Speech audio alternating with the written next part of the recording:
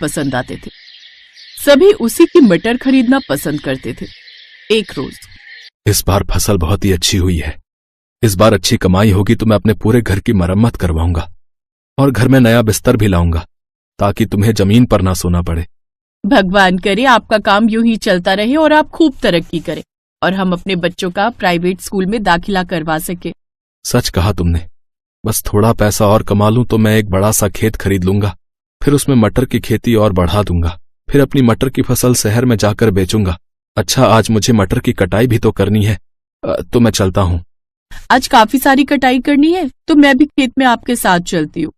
मोहन और शोभा खेत चले जाते हैं। उसके खेत के बगल में ही उनके पड़ोसी राजेश का भी खेत था, लेकिन उसके खेत में मटर की फसल बिल्कुल भी अच्छी नहीं थी, जिस कारण वो मोहन का खेत देखकर उससे जलता था। हम दोनों का खेत तो आसपास ही है, फिर इसकी खेत की फसल इतनी अच्छी और मेरी इतनी खराब। जरूर इसी ने कुछ उल्टा सीधा किया होगा मेरे खेत के साथ, तभी मेरे खेत की फसल इतनी अच्छी नहीं हुई। राजेश मन ही मन ये सब सोच ही रहा था, तभी वो देखता है कि मोहन के पास एक व्यापारी आता है। मोहन, इस बार तुम्हारे खेत की फसल तो बड़ी अच्छी हुई है। इस बार मुझे 100 किलो मटर चाहिए। अगर तुमने किसी और को कहीं बेचा है तो इसमें से 100 किलो तुम मुझे दे दो। ठीक है साहब, वैसे भी इस बार मेरे खेत में पूरे 250 किलो मटर की खेती हुई है। ठीक है, फिर 100 किलो मुझे भिजवा देना, और चाहिए होंगे तो बता दूंगा। ये कहकर सेठ जाने लगता है। तभी राजेश, सेठ जी, जरा मेरे खेत की फसल के मटर भी ले लीजिए। अच्छा, पहले टेस्ट तो करवा अपने मटर। जी, ये लीजिए। राजेश उसे मटर खाने को देता है, लेकिन जैसे ही सेठ उस मटर को चखता है तो बुरा सा मुंह बनाते हुए कहता है, माफ करना, लेकिन मैं तुमसे ये मटर नहीं खरीद सकता। ये तो बड़े ही बेस्वाद हैं। इसे तो मुझसे कोई भी ग्राहक नहीं खरीदेगा। अच्छा, मैं चलता हूँ भाई। ये कहकर वो वहाँ से चला जाता है। तभी राजेश मोहन से, तुम्हारे कारण मेरी फसल की बिक्री नहीं हो पाई। हम दोनों के खेत आसपास हैं, लेकिन इसके बावजूद भी मेरे खेत की फसल अच्छी नहीं होती। इसका मतलब तूने जरूर मेरे खेत की फसल खराब करने के लिए कुछ डाला है। ये आप कैसी बातें कर रहे हैं? मैं ऐसा क्यों करूंगा और मैं ऐसा क्यों चाहूंगा? बस बस, अब ज्यादा भोला बनने की कोशिश मत करो। मैं जानता हूं तुमने ही कुछ किया है ताकि मेरे खेत की फसल खराब हो जाए और सब तुमसे ही मटर खरीदें। मैं कुछ कह नहीं रहा, इसका मतलब ये नहीं कि तुम कुछ भी बोलते जाओगे। मैंने हमेशा पूरी ईमानदारी से अपना काम किया है। ना तो मैंने कभी किसी का बुरा किया है और ना ही कभी किसी का बुरा सोच सकता हूँ। राजेश भाई साहब, आप जो भी सोच रहे हैं वो गलत सोच रहे हैं। इसके अलावा हमें अपनी सफाई के बारे में कुछ भी नहीं कहना है। हम जानते हैं आप परेशान हैं, लेकिन इसका मतलब ये नहीं कि आप हमें कुछ भी बोलेंगे। चलिए जी यहाँ से। ये कहकर वो वहाँ से चले जाते हैं। राजेश की बात सुनकर उन दोनों को बहुत बुरा लगता है। 3 दिन बाद मोहन सेठ जी को 100 किलो मटर बेच देता है, जिसके उसको अच्छे पैसे मिल जाते हैं। अभी भी उसके खेत की लगभग 150 किलो मटर बच जाते हैं। जब सेठ जी के खरीदे हुए मटर ग्राहकों ने खरीदे तो वो मटर ग्राहकों को बड़े पसंद आए, तो बाकी ठेकेदारों ने भी मोहन की बची हुई मटर खरीदने का ऑर्डर दे दिया। हे भगवान, तेरा लाख लाख शुक्र है। पता है शोभा, हमारे सारे मटर बिक गए।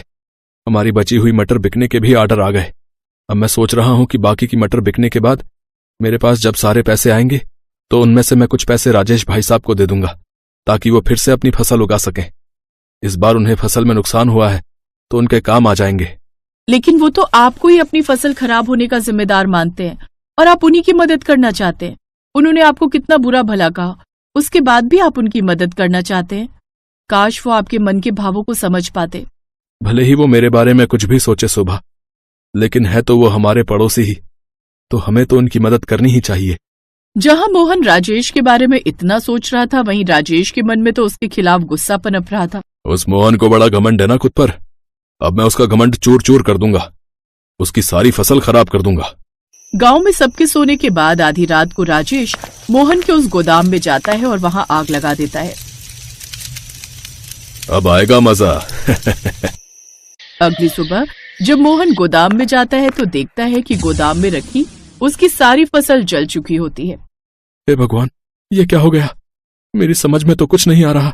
मेरी फसल, मैं बर्बाद हो गया। मेरी साल भर की मेहनत, मेरी पूंजी सब खराब हो गई। अब मैं क्या करूं? कुछ देर बाद मोहन अपने घर लौट आता है और अपनी पत्नी को सारी बात बताता है। उसकी पत्नी उसे समझा बुझाकर किसी तरह शांत करती है। आप हिम्मत मत हारिए जी, सब कुछ ठीक हो जाएगा। हम फिर से मेहनत करेंगे। हाँ बाबा, आप परेशान मत हो, भगवान जी है ना, वो सब ठीक कर देंगे। मेरी बच्ची। अगले दिन मोहन फिर से अपने खेत पर मटर के बीज बोने जाता है तो देखता है कि उसका खेत हरे भरे मटर की फसल से लहलहा रहा है। ये देख वो हैरान हो जाता है। उसे तो अपनी आंखों पर यकीन ही नहीं होता। ये कैसे हो सकता है?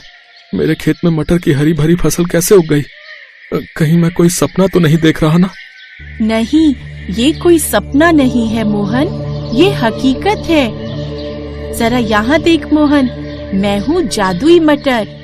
मोहन जब उस तरफ देखता है तो वो हैरान रह जाता है, क्योंकि उसके सामने एक जादुई बोलने वाली मटर खड़ी थी, जिसके 2 छोटे छोटे हाथ पैर और 2 आंखें भी थी। अरे तुम कैसी मटर हो जिसके हाथ पैर भी हैं?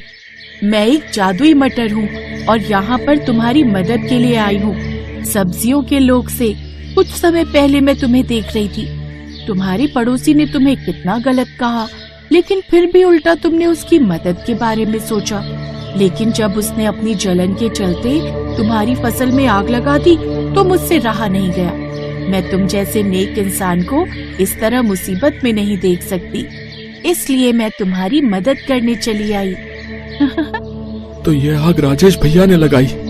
कोई बात नहीं, हरी मटर मैं चाहता हूँ जैसे तुमने मेरे खेत को हरा भरा कर दिया, ऐसे ही तुम उनके खेत को भी हरा कर दो।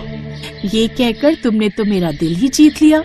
अगर तुम ऐसा ही चाहते हो तो ठीक है, मैं तुम्हारे कहने पर उसके खेत में भी हरे भरे मटर की जादुई फसल की पैदावार कर देती हूँ। पीछे खड़ा राजेश ये सब सुन रहा था और उसे अपनी करनी पर बड़ा पछतावा था। वो मोहन के पैरों में गिड़गिड़ाकर उससे माफी मांगता है। मुझे माफ कर दे मेरे दोस्त, मैंने तेरे साथ कितना गलत किया, लेकिन फिर भी तू बहुत ही नेक दिल इंसान है रे। मोहन ने उसे माफ कर दिया और उसे गले से लगा लिया। अब उस दिन के बाद से कभी मोहन की जादुई मटर की फसल खत्म नहीं हुई और उसके मटर पहले से भी ज्यादा टेस्टी हो गए, जिससे उसकी बिक्री अब कई गुना बढ़ गई और कुछ ही समय में वो बहुत अमीर हो गया। अब उसने बड़ा सा घर बना लिया, साथ ही अपने बच्चों को प्राइवेट स्कूल में पढ़ने डाल दिया।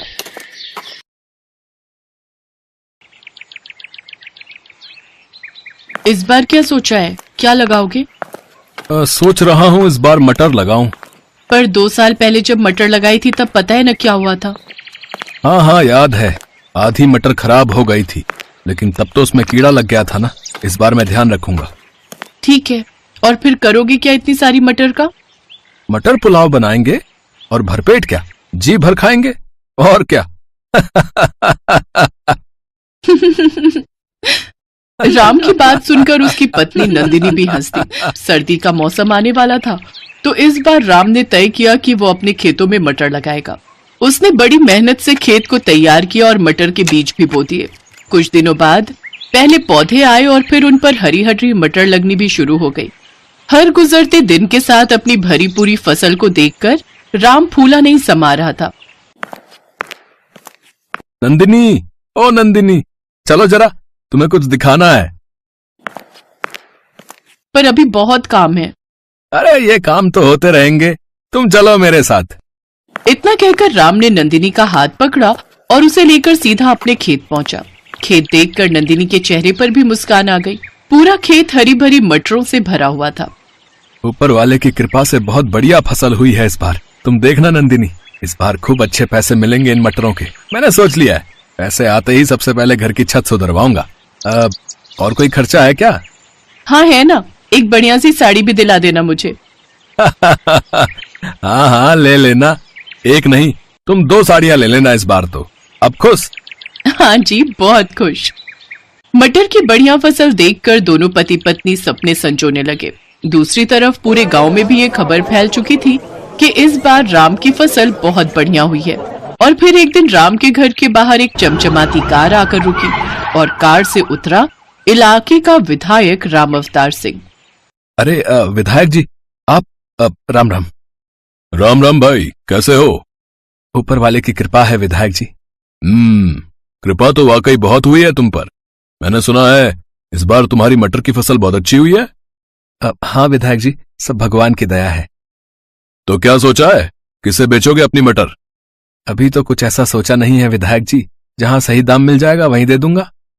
अरे तो हम काय के लिए हैं? हमको दे दो अपनी सारी मटर, हम पूरे 15 रुपए देंगे तुम्हें 1 किलो के। पर शहर में तो इस बार 25 से 30 रुपए किलो बिक रही है मटर। देखो राम, मटर है, गेहूं नहीं, जो कई महीने संभाल लोगे। 2 दिन बाद सूखने लगेगी सारी की सारी। मेरे पास स्टोरेज की सुविधा है, मैं तुम्हारी सारी मटर खरीद लूंगा हाथों हाथ। ठीक है विधायक जी, मैं आपको शाम तक बताता हूँ। राम को दुविधा में छोड़कर विधायक वहां से चला गया और फिर उसके जाने के बाद क्या करूं नंदिनी, कुछ समझ नहीं आ रहा। ये विधायक हम गरीब किसानों का हमेशा फायदा उठाता है, हमसे कम पैसों में फसल खरीदकर शहर में ऊंचे दामों पर बेचता है। मेरी मानो तो आपको कुछ और लोगों से भी बात करनी चाहिए। इतना आसान नहीं है नंदिनी, रामावतार की मर्जी के बगैर कोई व्यापारी मेरी मटर नहीं लेगा, उससे कोई बैर नहीं लेना चाहता। और मुझे डर इस बात का है कि अगर सारी मटर यहीं सड़ गई तो 1 पैसा नहीं मिलेगा। हाँ, अच्छा तो फिर क्या कर सकते हैं? विधायक जी की नजर हमारी फसल पर है तो बेचनी तो उसे ही पड़ेगी। अच्छा सुनो, अब खाने में क्या बनाया है? गर्मा गर्म मटर पुलाव है जी। अरे वाह, तो जल्दी से ले आओ फिर, बड़ी भूख लगी है। पिछली बार राम ने अपने खेत में धान बोए थे और उस बार भी उसकी फसल अच्छी हुई थी, तो घर में चावलों की कमी नहीं थी। और जब इस बार मटर आई तो नंदिनी ने सबसे पहले मटर पुलाव बनाकर ही राम को खिलाया, क्योंकि मटर पुलाव राम को बेहद पसंद भी था। जब राम और नंदिनी खाना खा रहे थे तभी उन्हें बाहर से शोर सुनाई दिया। लोगों के चीखने चिल्लाने की आवाजें आ रही थी। दोनों ने फौरन बाहर निकलकर देखा तो पूरा गांव जल रहा था। आग बहुत बढ़ चुकी थी, लगभग सारे घर जल रहे थे। बस एक राम का घर सुरक्षित था, क्योंकि वो उसके खेत के किनारे ही था और बाकी के घरों से दूर था। राम खाना छोड़कर फौरन लोगों की मदद के लिए दौड़ा। काफी देर बाद आग तो बुझा ली गई, लेकिन गांव के सारे घर जलकर राख हो चुके थे। सारा सामान, सारा राशन, सब कुछ राख बन चुका था। हिम्मत रखिए आप सब, हम सब मिलकर कुछ ना कुछ जरूर कर लेंगे। एक काम करते हैं, विधायक जी के पास चलते हैं, उनसे मदद मांगते हैं। हाँ हाँ ठीक कह रहे हो, चलो चलते हैं। पूरा गांव रामावतार विधायक के पास पहुंचा। गांव के लोगों ने विधायक से अपनी परेशानी बताई तो विधायक ने उन सबको धुतकार दिया। चलो अब क्या बस यही काम रह गया है? लापरवाही करो तुम, आग लगाओ तुम और भरपाई करूं मैं, मतलब कि सरकार। गांव के लोगों को विधायक पर गुस्सा आ रहा था, पर वो मजबूर थे और मुंह लटकाकर वहां से जाने लगे। तभी विधायक ने राम को आवाज लगाई। अरे राम, यहाँ आओ, इनका चक्कर छोड़ो। तुम्हारी फसल तो ठीक है ना? हाँ जी, मेरी फसल तो बिल्कुल सुरक्षित है। हाँ तो एक काम करो, 16 रुपए ले लेना भाई, लेकिन अब जल्दी सौदा पक्का करो और सारी मटर यहाँ पहुँचाओ, समझे? विधायक जी माफ करो, लेकिन मैं आपसे कोई सौदा नहीं करना चाहता। अच्छा तो क्या करेगा मटर का? है किसी और को मैं तुझे बेचने नहीं दूंगा। मैं चाहे तालाब में डाल दूं, पर आपको नहीं दूंगा अपनी मटर। रामावतार ने मजबूर गांव वालों की मदद नहीं की। इस बात से राम बहुत नाराज था। उसने विधायक से सौदा करने से साफ इनकार कर दिया। फिर घर लौटते हुए उसने गांव के कई बच्चों को भूख से रोते बिलखते देखा और फिर। नंदिनी, घर में कितना चावल है? काफी है, वैसे क्यों पूछ रहे हो? हमारे पास मटर की कोई कमी नहीं है। तुम एक काम करो, मैं कुछ लोगों को साथ लेकर एक बड़ा चूल्हा बनाता हूँ और तुम गांव की औरतों के साथ मटर पुलाव बनाने की तैयारी करो, सबके लिए। जब तक मेरे घर में मटर और चावल का एक भी दाना है, मेरे गांव का कोई बच्चा भूख से नहीं रोएगा। लेकिन फिर हम लोग? अपने बारे में बाद में सोचेंगे नंदिनी, फिलहाल गांव के बारे में सोचना है। नंदिनी ने इसके बाद कुछ नहीं कहा और खाना बनाने की तैयारी शुरू कर दी। अगले कुछ दिनों तक नंदिनी की रसोई में ढेर सारा मटर पुलाव पकता रहा और गांव के लोगों की भूख मिटाता रहा। पूरा गांव राम और नंदिनी को दुआएं दे रहा था। लेकिन फिर धीरे धीरे राम के घर चावल और मटर खत्म होने लगे और राम और नंदिनी सोच में पड़ने लगे। तभी एक दोपहर को कुछ ऐसा हुआ जिसकी उम्मीद किसी को नहीं थी। अरे मुख्यमंत्री साहब, आप मुझ गरीब के घर। राम राम साहब। अरे नंदिनी, ओह साहब, आप अंदर आइए। नहीं, यहाँ बैठिए, यहाँ बैठिए साहब। अरे बस करो भाई, तुम पहले ही बहुत कुछ कर चुके हो। यहाँ जो कुछ हुआ उसके बारे में मुझे सब पता चल चुका है, लेकिन अब किसी को परेशान होने की जरूरत नहीं है। मैंने आदेश दे दिए, कलेक्टर साहब सारी व्यवस्था कर देंगे। बहुत बहुत शुक्रिया साहब, अब तो कुछ नहीं चाहिए। चाहिए, हमें चाहिए तुम्हारे जैसे उम्मीदवार जो सच्चे दिल से जनता की सेवा करें। यहाँ के विधायक की सारी पोल पट्टी खुल चुकी है और इस बार के चुनाव में तुम्हें इस इलाके से टिकट देना चाहता हूँ, ताकि यहाँ सही मायने में विकास हो सके। सीएम साहब की बात सुनते ही गांव के लोग सीएम साहब और राम की जय के नारे लगाने लगे। सीएम भी समझ चुके थे कि अब राम को विधायक बनने से कोई नहीं रोक सकता, क्योंकि जनता राम के साथ थी। राम ने भी हाँ कर दी। और फिर सीएम साहब के जाने के बाद, सुनिए ना, जब आप विधायक बन जाएंगे तब तो मेरे लिए साड़ी ला देंगे ना? हाँ हाँ, इस बार पक्का। हेलो दोस्तों, कैसे हैं आप सब? हमारी कहानियाँ देखने के लिए हमारे चैनल को सब्सक्राइब कीजिए और हाँ, बेल आइकॉन पर क्लिक करना मत भूलिएगा।